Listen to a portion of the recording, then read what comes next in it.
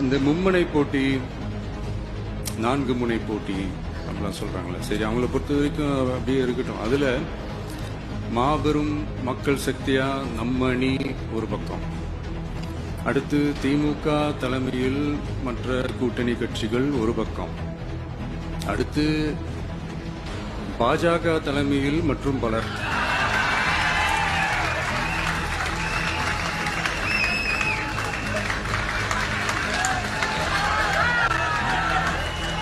என்னப்பா சிரிக்கிறீங்க? உண்மையதானே சொன்னேன்.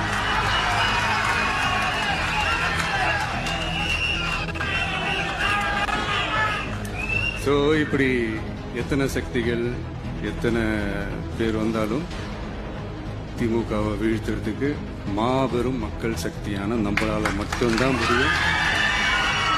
நம்ம டிவிகேவால மட்டும்தான் முடியும்.